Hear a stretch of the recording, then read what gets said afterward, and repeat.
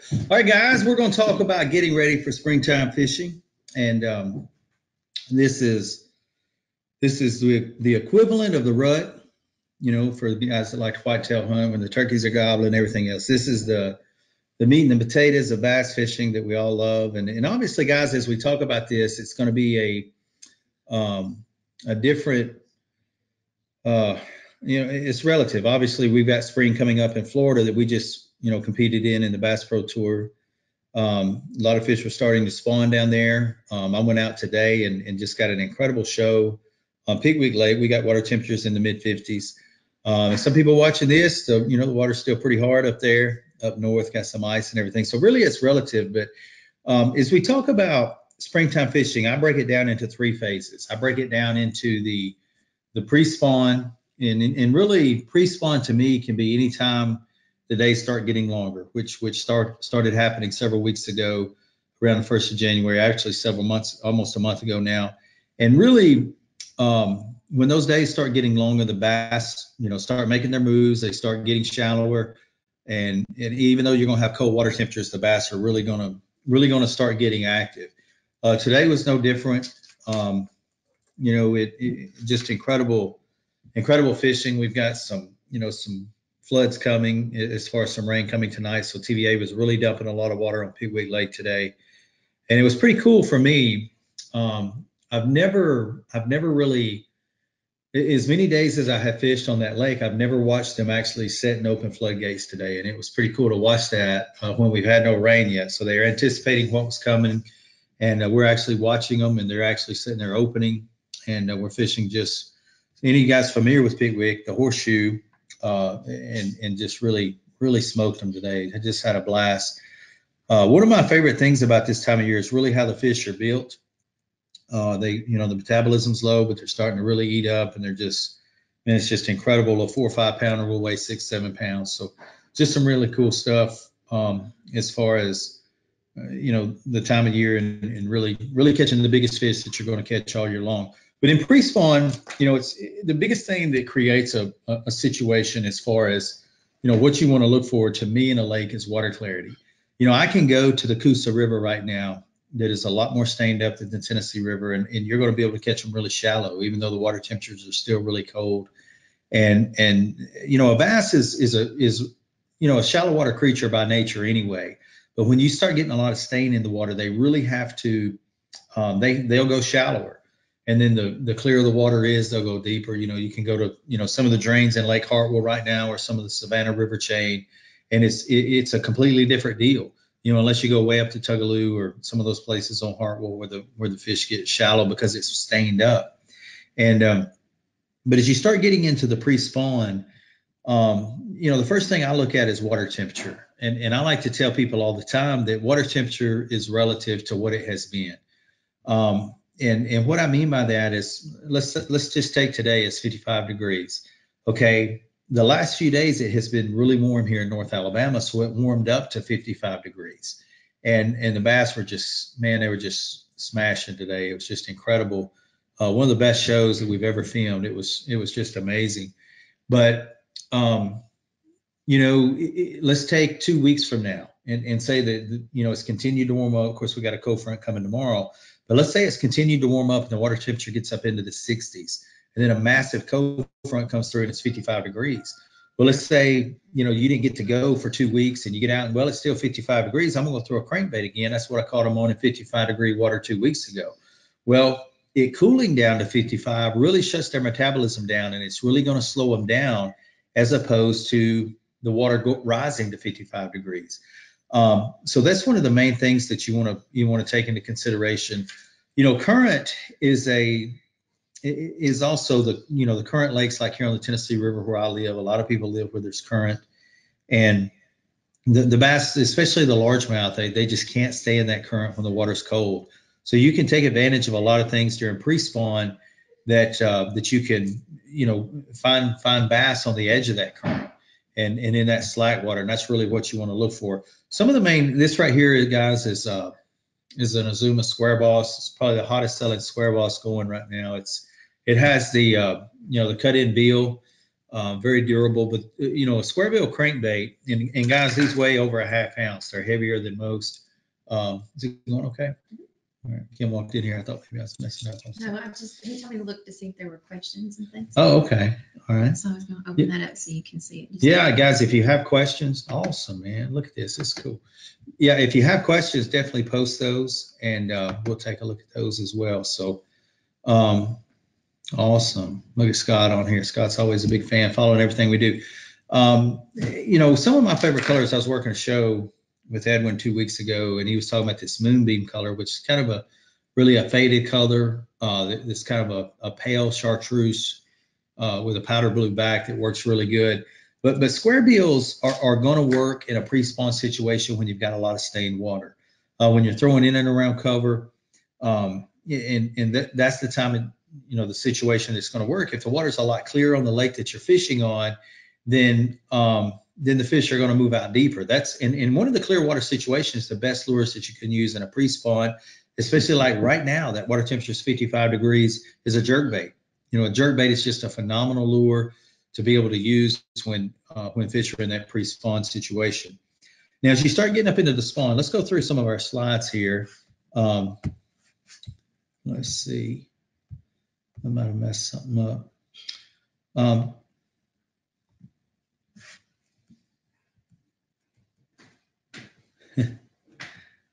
Do you know how to get to the slides? I'm sorry, guys. I just walked in on the middle. Here we go. All right. All right. Let's switch that around just a little bit. You know, one of the things that I like to look for, this is pretty cool little deal right here. Looking at coffee slough in the back of this deal. You know, backwater situations like you have in the top part of this map is you got to think, okay, when a bass goes to spawning, he's got to have protected areas. He's got to have protected areas like what you see here in the powder blue, you know, colors on this map. Purple's obviously the heavy flow, the deeper water, lots of current.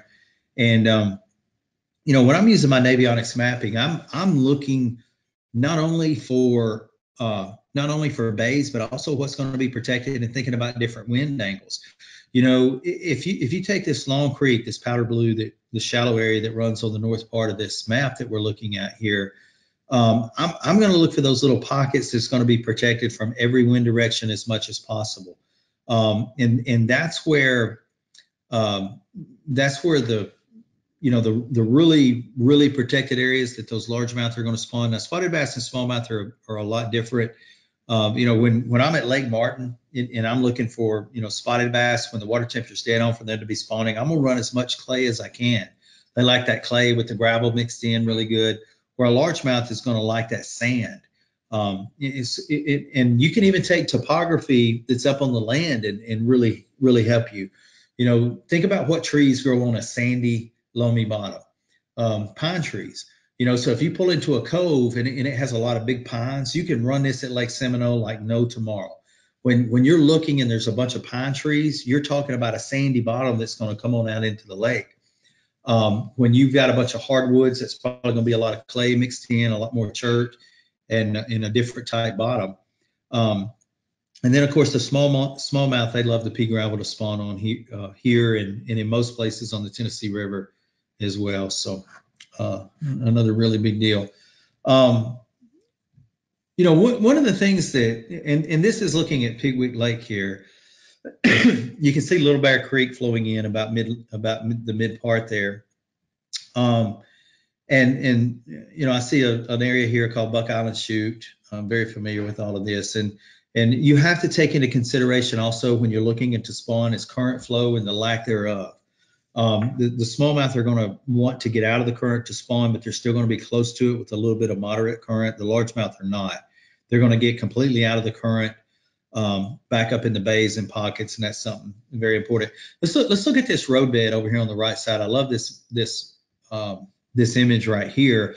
I can see that this is a very shallow topography. Looking at the Navionics, you know, the lines here. And over here where this roadbed is, where the underwater bridge, that's going to tell me that is a very shallow bay. And you're talking about a place that you can find them staging like there ain't no tomorrow. I mean, just absolutely loaded up. Oh, excuse me, just a I've had a cold ever since I got back from the Major League Fishing event in Florida. It's been killing me. But when I won at the Major League Fishing shotgun round at elimination round, when we were at the Major League Fishing World Championship in Texas, this was the exact scenario. You're talking about a roadbed that had a bridge in it. And guys, when you hear about the spawn, it's not all happening at the same time. In that event, guys were catching them off the bed. As a matter of fact, the first competition day, the first two that I caught were off the bed. So one of the big misconceptions that you hear people talk about all the time is all the fish are on the bed. No, they're not doing that all over the lake at the same time. As a matter of fact, I caught those fish deep cranking a Z-Boss 20 and just absolutely smoked them offshore. Caught 88 pounds, 10 ounces in one day, set the all-time record in Major League Fishing. And it was an exact example of this roadbed here, the exact same thing. So anyway, just really cool stuff. Hello from Wisconsin. Y'all can hear me good. Good deal. I'm just going through a couple of these. See if I can bring this one down a little bit.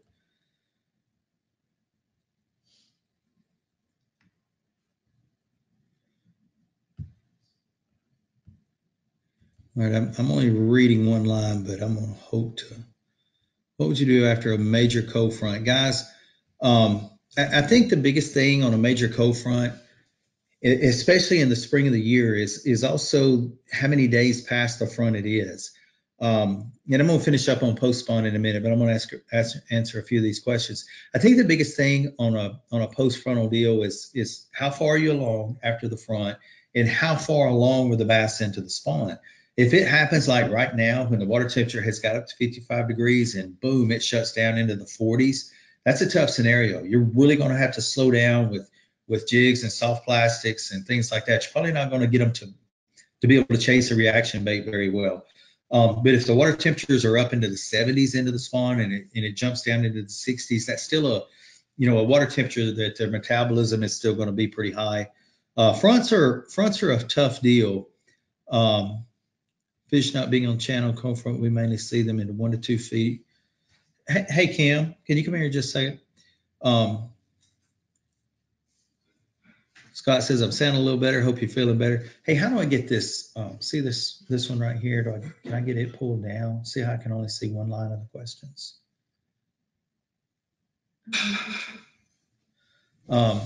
Kim's going to try to fix it. I can see the questions a little better.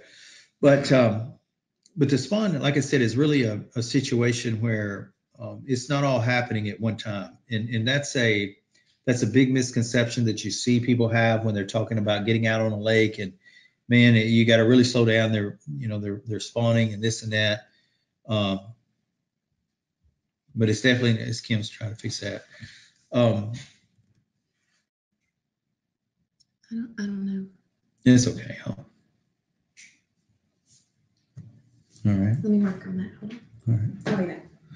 Oh, yeah. But anyhow, sorry about that. Trying to get where I can see these questions. I can only see one line here, and it's hard to read them more than once. Clay lakes with no current in a nuclear lake. A lot of times, like the question from North Carolina there, a lot of times when you have a power generated lake like a nuclear plant and you have that warm water throughout the winter, that can create a lot of influence. I know Lake Norman has one, and I assume it's still running there. I haven't been to Lake Norman in about 10 years, but I know we were there one time in early March, and it was amazing. We were catching fish schooling, around that nuclear plant where that water was a lot warmer. So that's one of those situations where you have that influence that really changes things up and creates different scenarios. But it's still going to be relative to water temperature. When you get to different parts of the lakes and that water is going to be cold, it's just like we had that situation here. Tyler said he can see entire questions, so when you're ready, he can read questions. Okay, and Tyler, I may let you do that. That'll be good. Yeah, we can do that. If you're, just tell me when you're ready. Yeah. Anytime one pops in, guys, when I used to go to these seminars and stuff, and it's cool to have these webinars available now. Man, I'd get done and I'd be like, man, I wish you would have talked about this. So no questions too dumb. We're here for you guys. So anything pops up. But I want to get into the post spawn real quick before we, let's do that, Tyler. Let's finish up with the post spawn before we get into that. Another big thing in the spawn, guys, when you're dealing with largemouth is cover. Obviously, this is when guys are going to, fish sinkos around flooded bushes, around docks, different things like that. And when the bass are actually spawning, we're talking about when it's getting up to 64, 65 degrees, and it needs to be that in the morning, not late in the evening after it's been warm all day. It really needs to be like when you launch your boat, it needs to be 64, 65 degrees. That's when bass are going to start spawning back into bays, back into pockets. And that's when you can take advantage of really throwing to those targets and really fishing things like a stick bait. I flip a clone cross them a lot, one of my favorite lures to use. And that's really what you want to look for there. Let's see if I can get the map. Yeah, here is the Brazy jerkbait. Yeah, Kim's got some good pictures in here. This is the jerkbait that I fish a lot. These are from Profound Outdoors. And you can see the Tennessee River, olive oil, and Casper Shad. That Tennessee River is really my favorite color here. On the Tennessee River, as we go different places, I know the Candy Shad, that's a lot of purple in that one with the chrome. That one's really popular around Lake of the Ozarks and Table Rock Lake. And as you get into the post spawn, this right here is really the magic to me. Before fish get out on their summertime deal, one thing about the post spawn, guys, that happens all the time, where you see tournaments won, is during the shad spawn. So the bass spawn and they get done, and then for us here, this usually starts about the end of April, 1st of May, is the shad spawn. Now the bass start spawning in late March, early April. So it's usually about 3 weeks later that the shad will start spawning out on the main lake. And also the mussel shells, they spawn at a certain temperature as well. And you can find them just absolutely some of the biggest schools you'll ever find all year offshore. And this is also a time of year where a lot of people are still what I call beating the banks and throwing the cover. And if you'll just challenge yourself to get out and get offshore during the post spawn, this is water temps in the upper 70s. You can absolutely have some of the best fishing. It doesn't matter if you're tournament fishing, you can blow tournaments away, have some of the best productive fishing you've ever had all year. And these schools are going to be, in that 7 to 10 foot range on the Tennessee River here. That's when they're a little bit shallower, but just really good. And then here's our flipping jig. I appreciate Kim putting these in here. The Kelly Jordan flipping jig in Profound Outdoors, guys, we call it home of the $2.99 premium jig.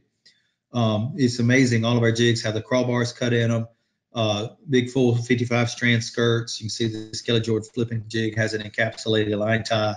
Everything we do about them, they're multicolored heads. You don't see a crayfish swimming around that's got one color to them, so we like to mix that up. And all of our jigs are $2.99, just the best price on a premium jig available in the industry. So it's pretty cool stuff. And obviously follow us on social media there. There's all of that, the Instagram, Facebook, and the whole deal. So, all right, well, let's take a question or two, guys. And guys, we can go back to the pre-spawn. I know that's what we're in now. The spawn is coming up and also the post-spawn, but we can take questions on any of it. So you guys just type them in there to the questions. So, and Tyler will read them off to me. Sure. So first one, you kind of touched on this, but he gives a scenario. John says 55 degrees. What depth jerkbait do you use, especially in wind protected areas with clear water? Yeah, clear water. Here's one thing about clear water, guys, and that's a great question because it is different. If you've got stained water, then you need to get a little bit deeper, and that sounds like the opposite of what you would think. But with stained water, a bass is going to suspend. Like I can go up to Wilson Lake, and I know right now, or I can go to Smith Lake, some of the great jerkbait lakes around here where we live. Same thing in Lake of the Ozarks, Table Rock, and in the Highland Reservoirs in the Ozarks. Is the clearer the water is, you don't want to get close to that fish. And here's what I mean by that. When that bass is suspended over 12, 15 foot of water and he's looking up, a bass's eyes obviously are positioned on top of their head. And when a jerkbait is coming over, I got to get rid of this coat. When a jerkbait is coming over and it's up and the water surface is broken up a little bit and he can't get a good look at it, he's going to go as fast as he can go to get that jerkbait. If he's turned on, he's feeding, he's wanting to eat. So that's the scenario you have to keep in mind. When it's real clear, you want to fish. It's just the same reason that top waters work so good works so well in clear water. So I would say one that's going to run about 4 to 5 feet. And you know, the more stain like that you get back into, like if you get some stain from wind or you get some runoff from rain, maybe a little bit deeper. All right. Perfect. So Scott wants to hear the spotted bass question for you. He said they seem to spawn in deeper water than largemouth. How do you find these areas where Yeah, they spotted bass do. spawn? And here's the situation with that to keep in mind. You know how we talked about you really have to find those protected areas with the largemouth, in those areas that are protected because the wind will destroy their beds, destroy the eggs. So the waves and the wind current and all of that is not what a largemouth wants. The fact that a spotted bass spawns a lot deeper, the same thing for a smallmouth bass, they can spawn out on main lake points and things like that. I know you can go to a lot of the, you go up to Table Rock Lake where those spotted bass are spawning. It doesn't need to be protected at all because they'll be down in 6-8 foot of water. Same thing if you go to Lake Champlain looking for smallmouth that are spawning. They can be. It's more about the right bottom, which is going to be broken up gravel or clay for spotted bass. That's the most important thing. And they spawn in groups for some reason. A spotted bass is you'll go in 10 pockets that look the same on Bull Shoals or Table Rock, and you won't see any. And then you'll go in one and there'll be 5 or 6 in there. It's just a strange deal how they spawn in groups like that. All right. Okay, so the other question is related to the cold front question you had earlier, but Randall wants to know if the fish will move out to deeper water or stay where they were and just have lockjaw after the front. All right. One of the toughest things, and this is relative to answering that question, that we have in professional bass fishing is, have your fish moved or are they just not biting? And then that becomes the question of, do you need to move to another area? Do you need to stay here and wait on them? To stay or to go is probably the toughest thing that we have happen. And I think when cold fronts happen, there are situations that will move them. If they have moved up into really, really shallow bays and a massive front comes through and they have not committed, in other words, they're up there getting ready to spawn, they will move back out. But if they have committed and they're actually up there spawning, they will stay. And it's just relative to how far along it is and really how bad the cold front is. We had a tournament at Sam Rayburn probably, 10 or 15 years ago, and I remember catching 2 fives off the same bed, and the water temperature was 55 degrees. But those fish had done committed. They had done spawned, and they were there on that bed. And even though the water had cooled down to 55 degrees, they were still there and still up shallow. So just depending on how far along the fish are and what to do. Now, a lot of times when you visually can't see them, and that's a lot of the lakes in the country, you're kind of just getting a feel for what's going on. That can make it different. You go to a place like Lake Gunnersville and they're spawning. I'm still hunting schools out on these big, massive flats offshore on these grass flats. So it's really relative to what is happening at that lake during that given time. So, all right. Was that the last one, Tyler? There's a few more. So here's a quick one from Jonathan. He wants to know if that jerkbait comes in a Goby color. No, it doesn't. Jonathan must live up north. Those gobies have changed that place up there. No, we don't have it in a Goby color. But man, I love fishing for smallmouth where those gobies are. It's really made that quite phenomenal. Hey, one of the heartbreaking things for the guys listening and watching, on Pickwick Lake today, man, snagged a lot of Asian carp. Just heartbreaking to see. That's something that the fisheries have got to get a hold of. We have not had them they've been in Pickwick, but not like they are now. And it's just been a massive movement of them over the winter. So I'd never seen them in there like they were today. So anyway, just something to keep in mind for all you guys getting out on Pickwick. So, all right, what else we got? Alan wants to know how long post spawn do they hang out on the ledges? Yeah, that's a great question, Alan. It's funny because when they first start getting out for us here, that's mid to late May, and on Pickwick Lake, and that varies throughout the country. But just an example of that here, they will get out on that secondary stuff first. They'll get out on where you can find some shells, where you can find the shad spawn going on, and that'll be a lot of 5 to 10 foot stuff. But boy, when they go, and that's when the shad kind of get done spawning around the end of May, 1st of June. They go out deep, and they will remain there until if you get a real bad drought in August, September, they'll come off of some of that, but because there's just not enough current flow to keep them out there. But when they get out in May, they're usually committed until the fall of the year. Okay. We got another one from Mike, and he says, over the years, he's heard of some anglers referring to fishing what's next. Do you ever consider fishing something other than what's happening? Hey, Pumpkin. Sorry about that. My daughter was walking out. We have fishing what's next is a part. Could he type what he means by that? Is there any more to it, Tyler? What do you think he's saying there? Like, does that like maybe what the next pattern this should be, or? Yeah, that's what I got from it. Okay. Yeah. That Major League Fishing event I talked about earlier is a prime example on that. The fish were spawning there, and I knew I would have never gone offshore had I not gotten so far behind on day one.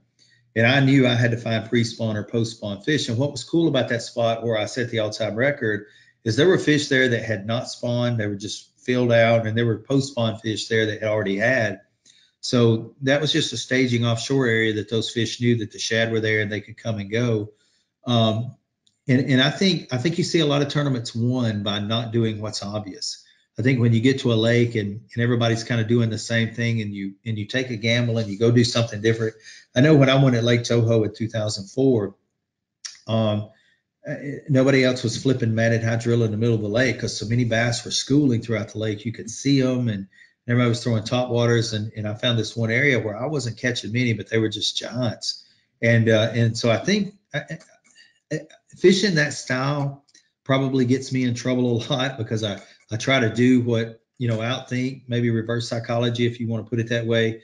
Because you really have to not only pattern the fish, you have to pattern what's getting the most pressure and try to do something a little different sometimes, and you can really get a win by doing that. And really finding some great fishing. Okay. We have one from Chance, and this is related to practicing when it's cold. And basically, to sum it up, how do you cover water efficiently to find fish when you need to be fishing slow? Yeah, Chance, that's one of the toughest things to do, especially if practice is not going well. You find yourself getting in a hurry, and it's one of the tougher things to do. We had this event I had in practice last week was the coldest I've ever been that first practice day. My teeth literally chattered for 2 hours on that first practice day in Florida. And it was so, not only can you not get comfortable physically, you can't get comfortable. I use that phrase all the time in fishing, is getting into an area and getting comfortable.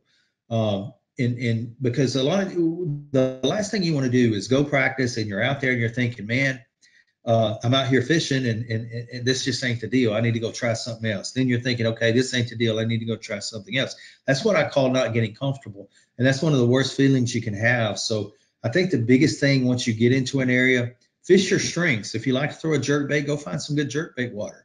If you like to shallow crank, or if you like to flip a jig, go do something that's relative to your strengths and start putting the pieces of the puzzle together that way.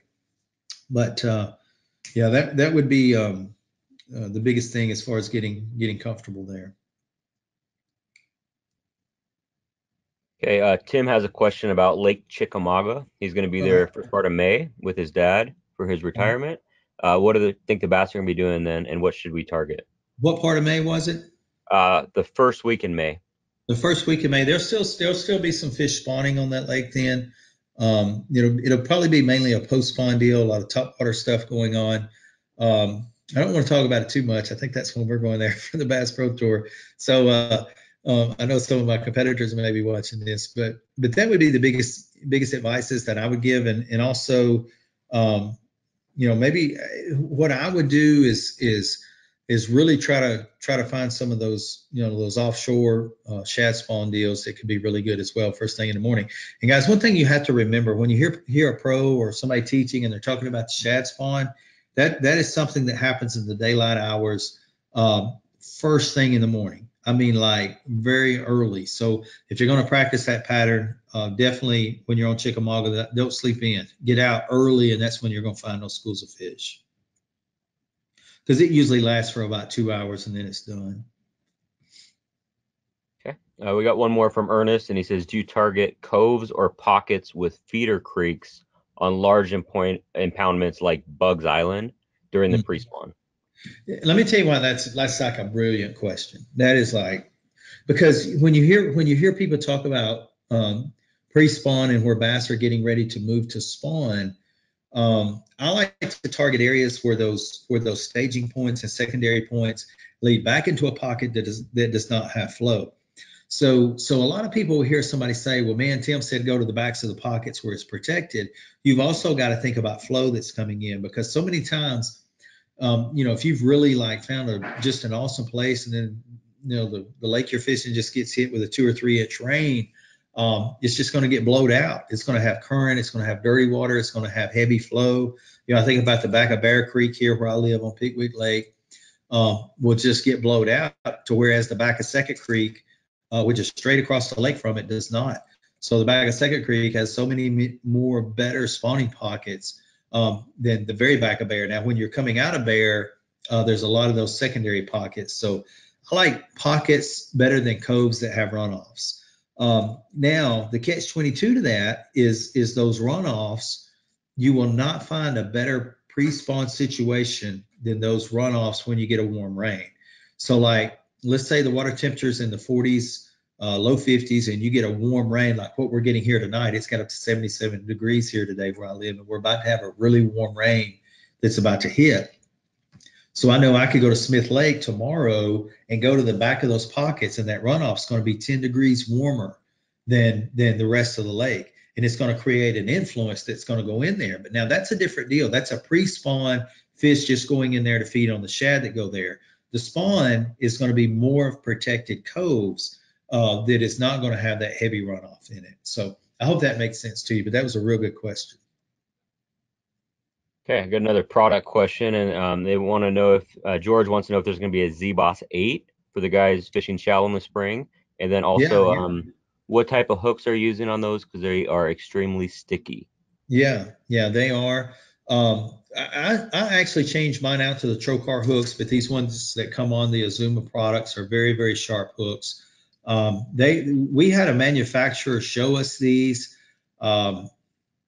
last year, and we actually went to them. And guys, I'm gonna be honest with you, it is a Japanese brand hook that I don't know the name of, but they just blew us away with their durability and strength, and we went with them on all of our Azuma products.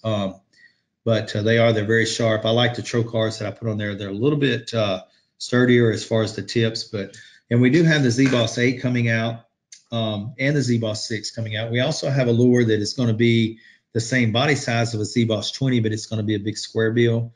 So we've got those 3 products coming out this year. So really excited about getting those. I know everyone else is, and I think it's going to be around the end of May, sometime in there when those arrive here. So pretty excited about them.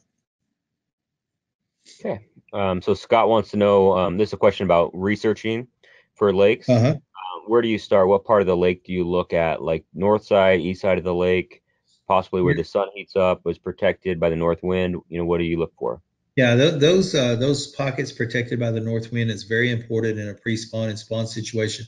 But I'm going to take it a step bigger than that, Scott. I'm going to take the map. I'm going to take my Navionics mapping, and I'm going to look for the biggest flats on the lake. So I'm going to zoom out and go looking for the biggest flats. Now, it doesn't mean I'm going to fish the flats. I may fish the drains leading up to them, but the biggest flats on the lake, I don't care if you're at Toledo Bend, where you've got the Indian mounds or housing, the 1215 area, all of those areas with the huge flats are going to have more of a population of fish. It's just like, for years up at Wheeler, the Decatur Flats was such a big deal. If you go to Guntersville, the Miracle Mile around Goose Pond, the Browns Creek Flats, back in Seabold has all of those flats. So that's really where I'm going to take it, because the more flats you have, the bigger population of fish that you're going to have, as opposed to parts of the lakes with just real steep coves in it. It's just not as much spawning habitat, so therefore you're not going to have as many fish in it. Okay, the next one's from Tony, and this is related to some Atlanta lakes like Oconee, Sinclair, and Jackson. He said they're Uh-huh. stained most of the time, and he wants to know like an optimum depth, colors, presentation, and best hard baits and soft baits for those stained bodies of water. Yeah, those stained lakes like Oconee and Sinclair and all of them, it's really, you're talking square bills and spinner baits. When you get into lakes that have that much stain to them in the pre-spawn and spawn, it's hard to beat a spinner bait or a bladed jig and things like that. And you're really on those lakes targeting what I call target fishing, throwing to targets with a square bill or a spinner bait, throwing to lay downs. And I'm really not spending a lot of time between something that I'm throwing at, because the more stained up a body of water is, especially in and around the spawn, they're going to be up against something, whether it's a lay down tree, buckbrush, boat dock pilings, different things like that. Okay, so this is probably a broad question, but how do you leverage your electronics in the spring when visiting a new lake? I think, how do you leverage your electronics? Is that, what was the question again? Yeah, that's how it's worded. How can I leverage my electronics? So I guess, just general tips of electronics in the spring for new Yeah, lakes. one of the things that I like to do, I take my mapping and I select, I get my depth shading, and that's one of the cool things about the Navionics map with the app, guys. You got to get that app. If you don't have it, it's just incredible. But I can take and I can say, okay, table rock bass are going to spawn out to 10 feet. I want to make that a certain shade. As opposed to Logan Martin Lake, they're going to spawn 4 foot or less, so I'm going to make that a certain shade. So it's really relative to what lake you're fishing. That would be the biggest tip on the electronics. And then, this is the one time of year where you're really keeping an eye on that water temp more than anything else. 2 or 3 degrees in an area can make all the difference in the world. It can really light up a place for sure. Okay, the next question is related to fish spawning in rivers, and how do you what should we look for in rivers when the spawn is happening? Yeah, again, protected areas, getting out of that current flow, especially if it's largemouth. If they're smallmouth, they will still be into it pretty close. But that would be my biggest tip is getting in backwaters in those rivers. We looked at that image a while ago, a coffee slough on the upper end of Pickwick here, and that's just a great example. And then find, the back of Coffee Slough is a big cypress swamp, so there's a lot of cypress trees and different things in there. But that would be my biggest tip is get out of the current, and that's where those spawning areas are going to be. Okay, the next one's from Tony, and it's if you only had 4 baits for the pre-spawn, what would they be? I'm putting it on me there, Tony. Again, it's relative to the lake, but I would probably say a jerkbait, shallow running crankbait. You got to have a square bill because you don't know, if it's going to be stained. And then the other one would probably be a jig. Yeah, you got to have a jig, and a jig you're going to be able to catch in all 3, pre-spawn, post-spawn, and spawn. So yeah, definitely a jig. Okay, Tim wants to know a little bit more about the shad spawn and what target depths that happens in the morning. Yeah, the shad spawn is man, you're talking about some of the best fishing of the year when you find that. Less than 5 or 6 foot, unless there's grass growing at Guntersville, you can catch them out at 7 or 8. If the hydrilla is coming up within a foot or 2 of the surface, the shad like to spawn around something. So they're either going to spawn real shallow on rock. They'll get on foam on boat docks. They'll get on riprap. They'll get on bridge pilings. And on vegetation hydrilla. If you go to Rayburn or Toledo Bend or Chickamauga or Guntersville, they're really going to get on that vegetation real good. And the shad were spawning that place. I really caught them on the first round of Major League Fishing. That was the shad were spawning out there. They were really popping my lure, and that's one of the things you can tell. You can slow roll a spinnerbait and see the shad following your spinnerbait in. When you're seeing that stuff happen, that's when it's spawning. But really 5 foot or less is what you want.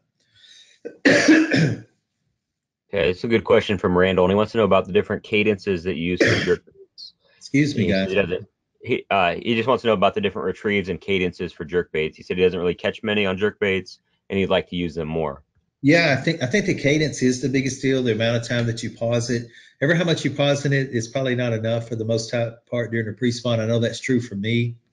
It's just hard for me to be patient on it. And again, it's relative to clear water. You know, they work a lot better up north on the northern lakes where it's really clean and clear. They're really good on the Tennessee River if we've had not a lot of rainfall and the water's really clear there as well. But my deal is probably about if it's the water temps are really cold, 3 seconds is a long time for me. But I would try to make myself leave it 5 or 6 seconds sometimes. Okay.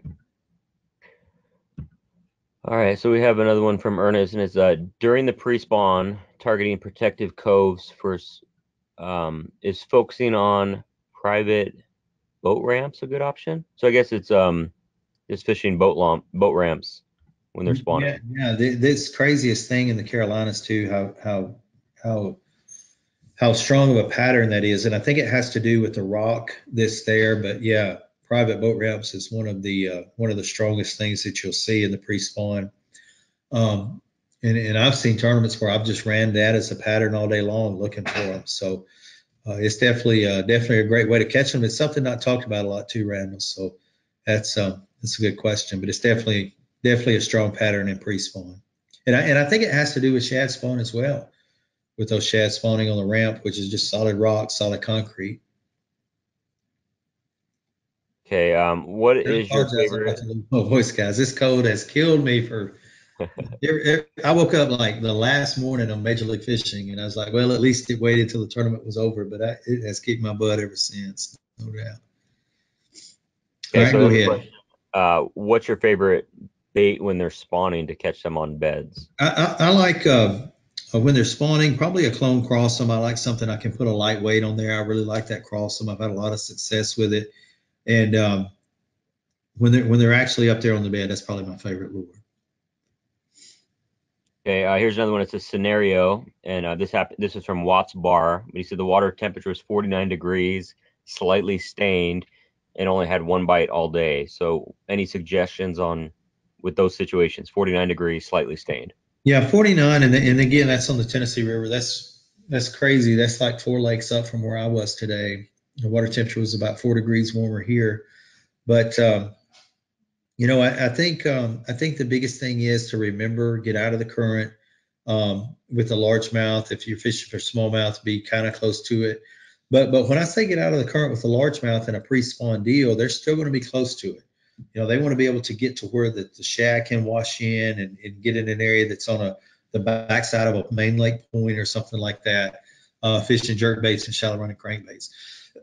on the Tennessee River, one of my favorite patterns to do this time of year, and Watts Bar would be no different, would be to run the main lake stuff and get just inside the points. The first 20 or 30 yards inside the points with a jerkbait or a crankbait is a great way to catch them.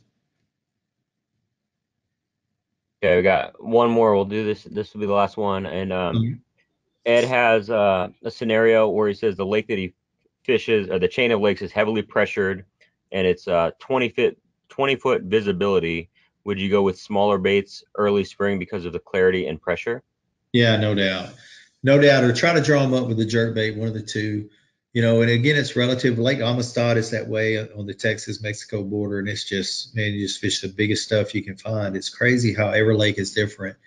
You can definitely scale down with a drop shot, different things like that, or move faster moving lures. As you get into the spawn and post-spawn with a clear lake like that, man, you can really catch them on top water. It's one of the greatest ways to catch them and take advantage of, draw those fish up in that clear water. But you can do the same thing with a jerkbait in the pre-spawn as well. Okay, we'll do one more real quick. This is the last one. So Scott wants to know what Navionics card you run. Mm-hmm. Yeah, what Navionics card you run? Yeah, it's the premium card with and I usually break it down to what lake I'm on. I love getting out and mapping my own lakes too and recording, and that's one of the favorite things to do. I don't know if you guys have tried that. It's some of the best stuff that you can do. And I like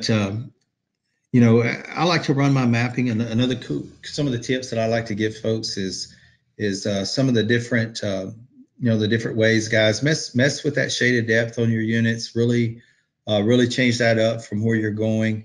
I run my mapping north up. I know that's variable as far as the units that you use. And I use Navionics on my phone, guys. I use the app just as much when, like, I'm gonna go to bed tonight and I'm gonna be looking at Conroe, and I'm gonna be picking it apart on the Navionics app, and picking apart what I can do there. And guys, Kim, I should know this. The Navionics app, guys, is so affordable. It's like I mean, it's like if you love to bass fish, it makes no sense to not have that Navionics app. And when you can sit and find fishing spots, and when you're going to bed at night looking at your phone, it's just one of the coolest deals you can do. So I would definitely, Scott, consider that on your mapping as well. Perfect. Well, I think that's it for the night. So thank you, Tim. Hey, yeah, thank you guys. And I think we're going to try to do another one maybe late summer. I definitely listen. I want to do one when we're talking about deep diving crankbaits and getting offshore on the structure. So maybe we'll try to schedule another one of these around May sometime. So that'll be real good. All right. Thanks everyone for attending. And this will be recorded. Like I said, it will be on the Navionics YouTube in the next day or so. Hey, thanks guys. Thank y'all.